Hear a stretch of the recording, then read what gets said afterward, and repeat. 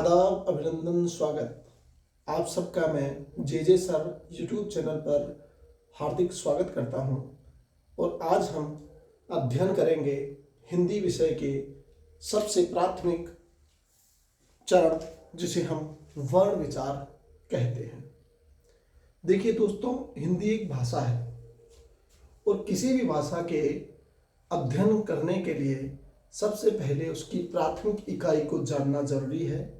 और जैसा मैं आपको बता दूं कि भाषा कहते किसे हैं, क्या इसकी उपयोगिता है और किस प्रकार इसका हमारे जीवन में महत्व है।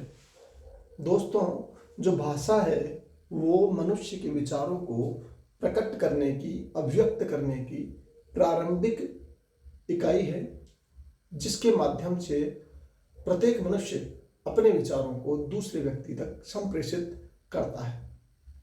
विचार संप्रेषण का जो माध्यम है वो ध्वनि माध्यम है। प्राथमिक माध्यम की यदि हम बात करें, लिखित माध्यम भी है। जो लिखित माध्यम है उसकी सबसे पहली जो इकाई है उसे हम प्राथमिक कहें या मूल इकाई कहें तो वो वर्ण है। और सार्थक इकाई की यदि बात करें तो ध्वनि की सबसे सार्थक छोटी इकाई वो शब्द है। शब्द से वाक्य बनते हैं। जो पूर्ण सार्थक इकाई है भाषा की, सबसे लघुतम, इसी वाक्य के भेद हैं कई। किस प्रकार वाक्य की रचना होती है, वाक्य के प्रकार हैं, हम चर्चा करेंगे ये इस हिंदी विषय के क्लास में। आज हमारा जो टॉपिक है वो है वर्ण विचार। क्या टॉपिक है? वर्ण विचार। देखिए दोस्तों, वर्ण कहते किसे हैं? वर्ण कहते किसे हैं? तो वर्ण जो है वो भाषा की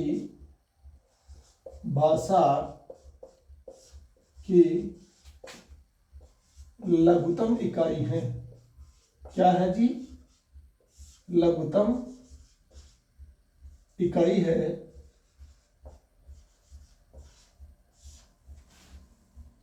और इन लघुतम इकाई से ही शब्द बनते हैं, जो कि भाषा की मूल सार्थक इकाई है। मूल सार्थक सबसे छोटी, ध्यान रहे क्या कि ये मूल सार्थक सबसे छोटी इकाई होती है।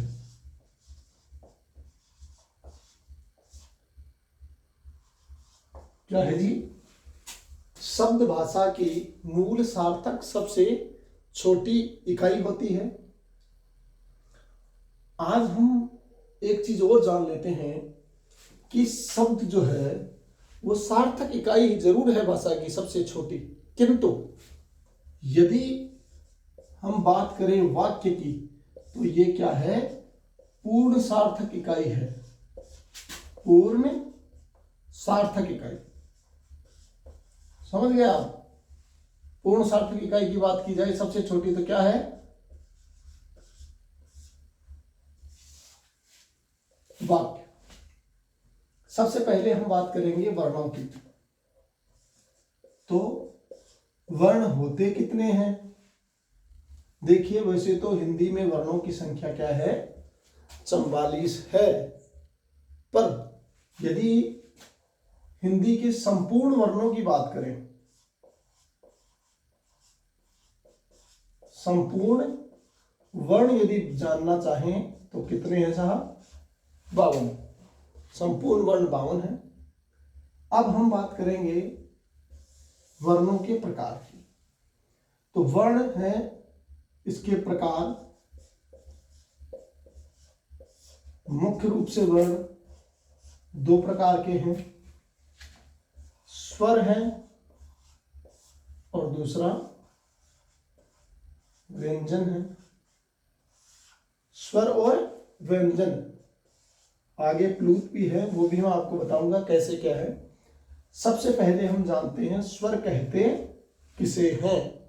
स्वर कहते किसे हैं, तो देखिए स्वर को लेकर जो परिभाषा है वो ये है कि जिन वर्णों के उच्चारण के दौरान वायु निर्बाध रूप से, निर्बाध माने बिना किसी बाधा के, निर्बाध रूप से फेफड़ों से उठकर मुख विवर से बाहर निकले उसे हम स्वर कहते हैं। उसे क्या कहते हैं? स्वर कहते हैं। अब सरलता से हम बात करें अपन कि सरल भाषा में क्या कहें साहब इसको कि स्वर क्या है, तो सीधा हिसाब है मेरे भैया कि स्वर वे हैं जिनके उच्चारण के दौरान किसी का सहारा नहीं लिया जाता। स्वर मतलब स्वयं, स्वर मतलब स्वयं से जो बोले जाएं वो स्वर हैं, और इनमें किसी प्रकार का किसी अन्य वर्ण का संयोग नहीं होता बोलने के दौरान। तो क्या है? स्वर स्वतंत्र हैं। क्या है जी? स्वतंत्र। इनको उच्चारित करने के दौरान किसी प्रकार के किसी की सहायता की आवश्यकता नहीं होती है। ध्यान रखिए इस बात का। अब बात करते हैं इनकी संख्या की। किसकी साहब? संख्या की। स्वरों की संख्या क्या है? 11। क्या है साहब? 11 संख्या है इसकी। और एक चीज और ध्यान रखिए यहां पर, आजकल क्या है कि हिंदी में एक नया स्वर और है जिसे हम क्या बोलते हैं? ओ। जैसे लिखते हैं ना डॉक्टर, डॉक्टर है, जैसे हम रोड लिखते हैं, इनका जो उच्चारण किया जाता है ये सब क्या है साहब? ये जो ध्वनि है ये क्या है? औ की ध्वनि है। और जो ये है इसे आगत स्वर कहा जाता है। क्या कहा जाता है? आगत स्वर। और आपको फिलहाल यही देखना है कि स्वरों की संख्या क्या है? 11 है। अब हम बात करेंगे इनके प्रकार। स्वरों के प्रकार कितने हैं, किस आधार पर स्वरों का विभाजन हुआ है, ये सब चीजें हम अब आगे जानेंगे। एक बार आप इसका स्क्रीनशॉट ले लीजिए।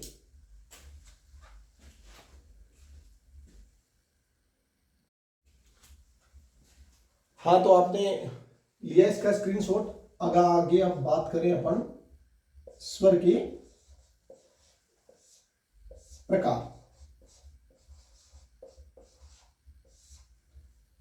तो स्वर की प्रकार में सबसे पहला जो इसका प्रकार है वो है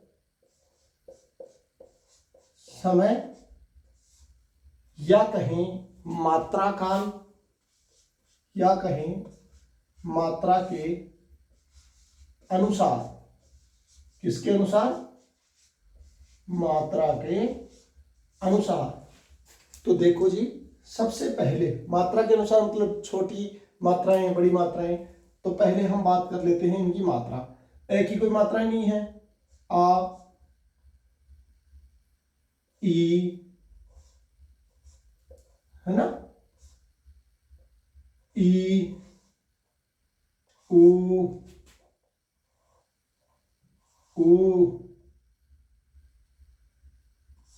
ए, आई, ओ। आओ जो लिखते हैं उसकी मात्रा लगाएंगे आप यूं करके। आओ, 1 2 3 4 5 6 7 8 9। क्या रहा? ए, ए रहा ना यहाँ, ए की मात्रा नहीं, 10 हो गए। एक री की मात्रा ये रही। समझ गए? इस प्रकार 11 मात्राएं हैं। आप एक बार ये चीज भी देख लीजिए कि समय मात्रा के अनुसार स्वर के जो हैं वो प्रकार क्या हैं। पहला तो है इसमें ऋस्व स्वर। इसे आप लघु स्वर भी कह सकते हैं, शॉर्ट वोवल्स भी कहा जाता है इंग्लिश में इन्हें, पर हम कहेंगे इन्हें ऋस्व स्वर। और दूसरा है श्रीमान दीर्घ स्वर। क्या है जी? दीर्घ स्वर। तो देखो सबसे पहला है ह्रस्व माने छोटे, लघु, जो क्या है, ए है जी, ई है श्रीमान, ऊ है और री है। ये चार वर्ण जो हैं स्वर के, ये ह्रस्व छोटे स्वर हैं। अब बड़े की बात करें तो आ, ई, ऊ, ए, आई, ओ और औ। अब मैं आपको एक चीज और यहां बताना चाहूंगा कि स्कूल में जैसे हम पढ़ते थे, बोला गुरुजी ए आ ईर बड़ी ई, वैसे बड़ी ई मत करना इसको, ये ई है, ऊ ए आई, ओ औ। 1 2 3 4 5 6 7 8 9 10 और 11 हुए ना मित्रों, कितने स्वर हैं? 11। क्या? 11 स्वर हुए। अब हम इसकी बात करते हैं, दूसरा इसका जो प्रकार है वो है श्रीमान रचना या स्वर की उत्पत्ति के आधार पर। किसके आधार पर? रचना या उत्पत्ति के आधार पर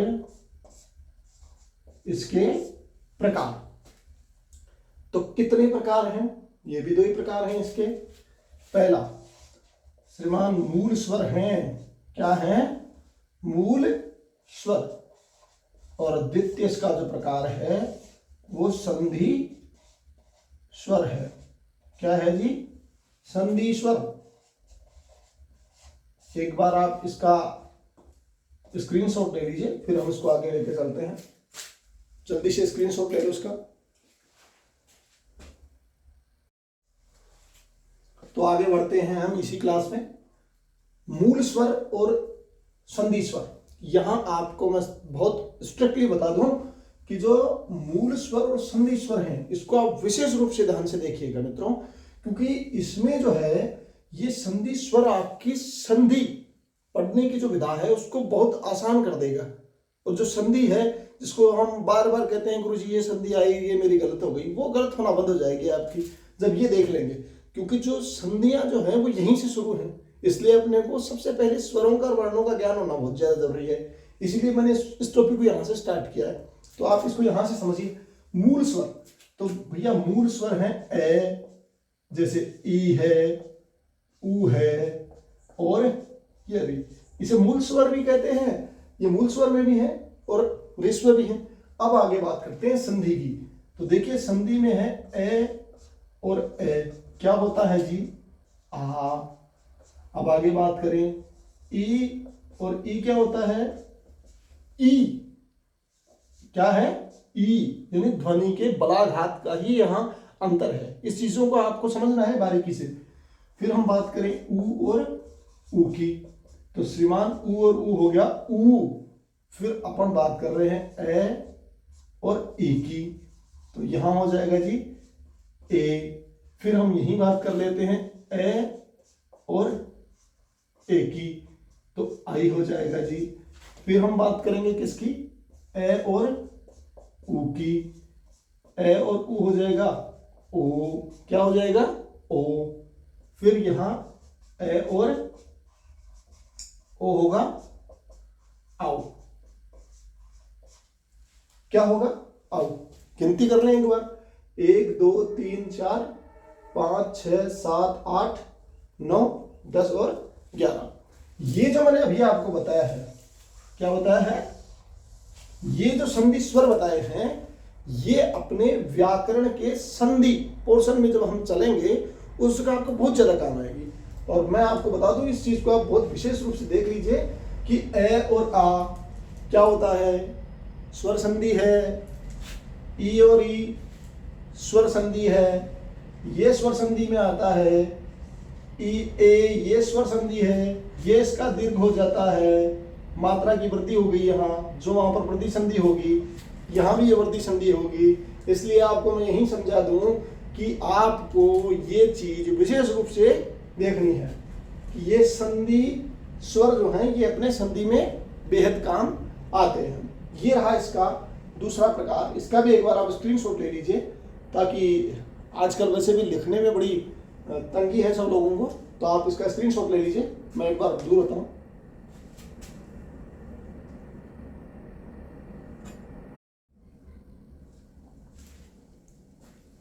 स्क्रीनशॉट लिया आपने। अब देखते हैं आगे।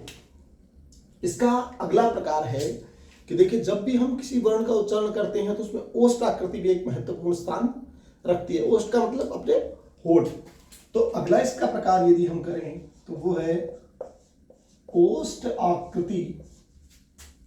अब ए और ए मिलकर यहां हम इसे ओष्ठ आकृति की, ओष्ठाकृति भी तो कर सकते हैं ना, के अनुसार, ओष्ठ आकृति के अनुसार स्वर। मैं बड़ी सरलता से आपको बता रहा हूं सामान्य बोलचाल में कि किस प्रकार हम चीजों को इनको समझ सकते हैं। ओष्ठ आकृति। और आपको एक चीज और बता दूं, इसके साथ ही मैं अपने इस YouTube चैनल पे आप लोगों को PDF प्रोवाइड करवाऊंगा। साथ ही यदि आप लोग अपने इस लेसन का टेस्ट देना चाहेंगे तो मैं इसका टेस्ट का जो ऑनलाइन टेस्ट है उसका आपको एक वो डाल दूंगा, डिस्क्रिप्शन बॉक्स में एक लिंक डाल दूंगा। उस लिंक पे आप क्लिक करके वो टेस्ट भी जरूर दीजिएगा। और इसमें मैं आपको केवल 10 क्वेश्चन दूंगा जिनको आपको हल करना है, जवाब भी देना है। इससे आपका पता चलता है कि देखिए आपने पढ़ा हुआ आपको याद भी है या नहीं। ये एक स्पेशल चीज अपने लोगों को मिलके करनी है। ओष्ठ आकृति के अनुसार देखिए, सबसे पहला प्रकार ओष्ठ आकृति के अनुसार पहला है वृत्ताकार। क्या है जी? वृत्ताकार। मतलब इसके उच्चारण के दौरान ओष्ठ की आकृति क्या हो, गोल हो, उसे वृत्ताकार कहते हैं। दूसरा इसका प्रकार है अवृत्ताकार। बस दो ही बात हुई ना भाई, या तो उच्चारण के दौरान होठ की आकृति कैसी होगी, वृत्त जैसी यानी गोल होगी, ऐसी आकृति होगी, या फिर ऐसी आकृति होगी। वृत्ताकार जो है वो कौन कौन से हैं? उ, ओ,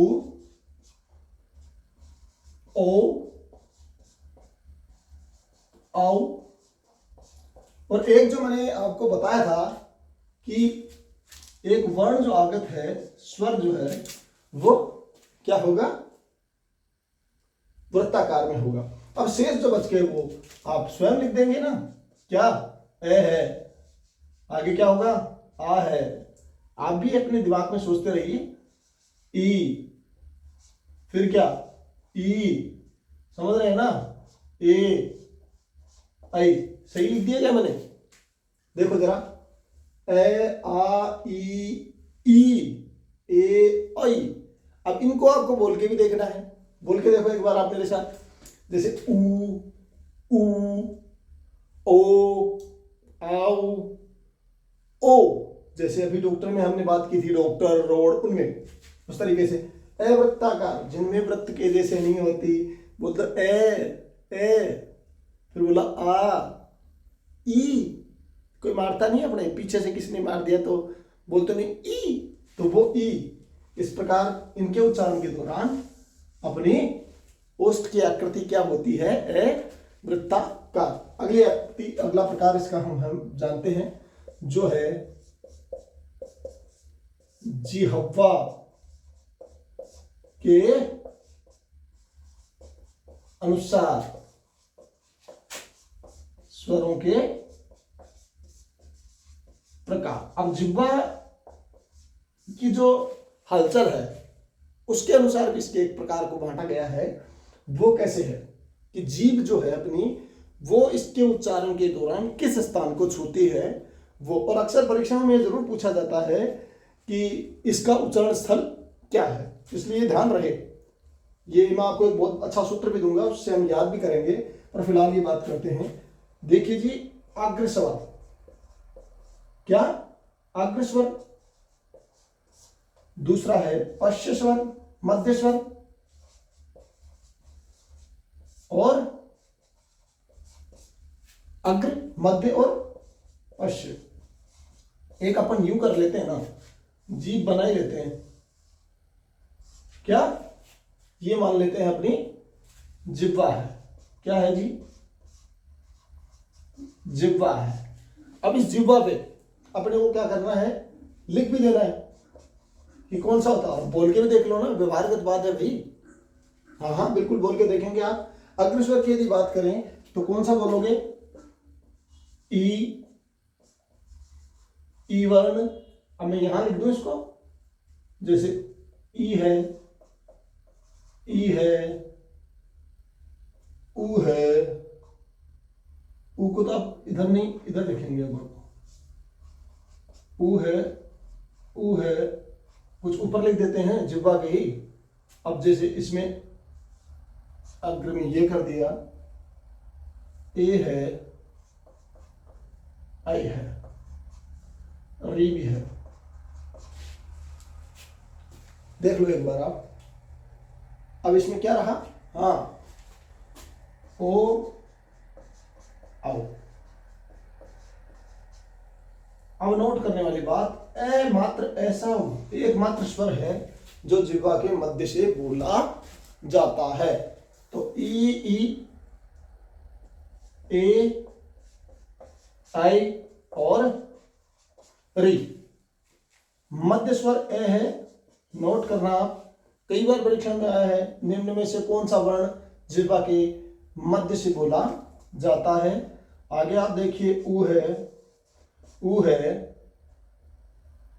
ओ है, आउ है।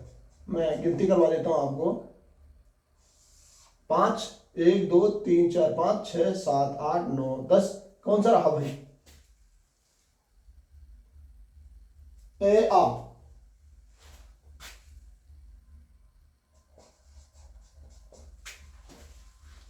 क्या रहा, आ रहा, एक और है ना फिर। अब इस प्रकार कुल जो वर्ण है मैंने बताया 11 है, पर इसे आगत को भी आप काउंट करते रहिए, क्योंकि उच्चारण में अपने काम में आता रहता है। रोज बोलते हैं ना डॉक्टर साहब, हैं डॉक्टर साहब बोलते हैं, अरे भाई पानी की रोड लेके आ भाई। तो ये सब अपने को याद रखना है। आप इसका एक बार स्क्रीनशॉट जरूर ले लीजिए ताकि याद रहे। आपने पहले वाला स्क्रीनशॉट लिया है, आगे चलते हैं। देखिए, एक उच्चारण स्थल के अनुसार स्वरों का वर्गीकरण और है, पर इससे पहले मैं आपको एक चीज बता दूं, वो सबसे अलग ही बात है वैसे तो। जैसे एक आपने सुना होगा कि अपने गले में एक कौवा होता है, पता है ना, जिसको कागली भी बोलते हैं देसी भाषा में। उस कौवे के अनुसार भी कुछ इन स्वरों का है। निर्नुनासिक, समझ रहे हैं आप, निर्नुनासिक, और एक होता है इसमें अनुनासिक, अनुनासिक। अनुनासिक वे हैं जिनमें एक तो चंद्रबिंदु, परीक्षा में भी आता है, आपको बता दूं बहुत अच्छे से कि निर्नुनासिक सबसे पहले तो क्या होता है, इसमें अनुस्वार ऊपर लगा होता है, अनुनासिक में अनुस्वार ऊपर लगा होता है। दूसरी बात होता है अनुनासिक, जो स्वर के बाद बोले जाते हैं अनुनासिक कहा जाता है, और उनकी ध्वनि नाक से निकलती है। निर्नुनासिक ऐसे होते हैं जिनकी ध्वनि नाक से नहीं मुंह से निकलती है केवल, उन्हें निर्नुनासिक कहते हैं। ये कौवे की स्थिति के अनुसार है, जिसमें हवा क्या होती है, अब जैसे कौवा है वो टकरा के अपने को नाक से हवा निकाल दे, तब तो क्या हो गया, अनुनासिक हो गए, और वो कौवा बीच में ना अटके हवा के और ऐसे आ जाए डायरेक्ट मुंह के, इस मुंह के सिस्टम से बाहर, तो इसे कहेंगे हम निर्नुनासिक। आगे जो है ये इतना महत्वपूर्ण है मित्रों कि यदि आपने एक बार समझ लिया तो दोबारा शायद इसकी आवश्यकता आपको पढ़ने वाली तो नहीं है। और ये जो है, ये सूत्र जो है, ये आपको आपके व्यंजनों में भी काम आएंगे और स्वरों में भी काम आने वाले हैं। देखिए, सबसे पहला सूत्र क्या है, अकू है विसर्जनीयाना कंठ है। अकू है विसर्जनीयाना कंठ है, मतलब ए वर्ण जो है वो है, आ वर्ण है वो है, के वर्ग है वो है, और साथ ही विसर्ग है। यहां हम एक बात और कर लेते हैं, क्या कि जो विसर्ग हैं, क्या है जी, जो विसर्ग हैं इसकी ध्वनि ये है। बेसिक रूप से ये संस्कृत से आए हुए हैं विसर्ग, पर हिंदी में बहुत ज्यादा प्रयुक्त होते हैं। इस विसर्ग की ध्वनि क्या होती है? जैसे आप दिखाऊं आपको, आप स्वयं बोलते हैं रोज क्या? प्रातः। जैसे जानते हैं ना प्रातः, तो इसमें ध्वनि किसकी निकल रही है? यहाँ है की ध्वनि निकलती है। तो ये विसर्ग कहें जहां है आ गए वहां तो विसर्ग हो गए होगा ना बाबूजी। तो सबसे पहला ए वर्ग है, ए आ दो, फिर के वर्ग, फिर है और विसर्ग, ये सब ध्वनियां कंठ से उच्चारित की जाती हैं। अगला है इचुष्यानाम तालु, यानी ई है और ई च वर्ग, ये कहां से बोला जाता है? आपका तालु से बोला जाता है। कंठ आप जानते हैं, तालु में आपको बता दूं कि ये होती है आपकी दांतों से ऊपर। अब दांतों से जो ठीक मसूड़ों से ठीक ऊपर, उसे कहते हैं रजुषाणा मूर्धा। री है वो और टे वर्ग वो क्या कहां से बोला जाता है? रे। टे वर्ग से षटकोण, ये मूर्धा से, यानी ये दांतों के ऊपर से ही मूर्धा है। तालु से थोड़ा आगे, मतलब आपको मैं दिखा दूं, मतलब आप अपना मुंह खोलते हैं तो इसमें थोड़ा सा ऊपर अंगुली जहां जाए उस जगह मसूड़ों से थोड़ा ऊपर, उसे कहते हैं मूर्धा। अब जो ये इसमें ध्वनि है रि तू लसाना दंता, ऋतु लसाना दंता, मतलब रि ध्वनि है वो, तय वर्ग है वो, और साथ में आपका से। तो कहें हम ऋ तय वर्ग, वर्ग, साथ में आपका से, ये सब कहां से बोले जाते हैं? दांत से। उपब धामियाना ओष्ठो, यानी ये ऊ, ओष्ठ मतलब होठ हो गए, ऊ है पे वर्ग है, ये कहां से बोला जाएगा? आपका ओष्ठों से।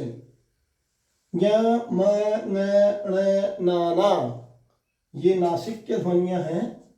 क्या है? नासिक्य। ए दो तो कंठ, यानी ये सभी वर्णों के अंत की बात है, जो पंचम वर्ण है वो।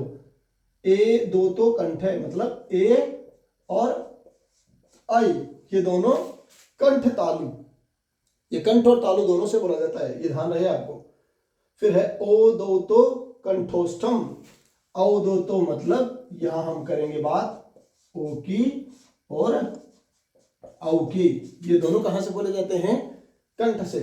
अगली बात है वकारस्य दंतोष्ठम, मतलब वह जो है वो दांत और ओष्ठ से मिलकर बोला जाता है। अनुस्वार नासिक्य, अनुस्वार कहां से? नाक से बोला जाता है। आज हमने पढ़ा है ये स्वरों का प्रकार, किस प्रकार स्वर बोले जाते हैं, इनके उच्चारण स्थल क्या हैं, ये सब चीज़ें आपने पढ़ी हैं। मैं ये सब चीज़ें आपको एक लिंक डालूंगा जिसमें आपका एक टेस्ट होगा, आप वो ज़रूर दें। और साथ ही ये ध्यान रहे आपको कि आज जो आपने जो पढ़ा है इसका अगले लेसन में भी हम चर्चा करेंगे। अगला लेसन अपना होगा वो होगा व्यंजन का। मेरे YouTube चैनल को आप ज़रूर सब्सक्राइब करें, शेयर करें और बेल आइकन को दबाना ना भूलें, जिससे आपको टाइम से टाइम नोटिफिकेशन मिलता रहे। जय हिंद।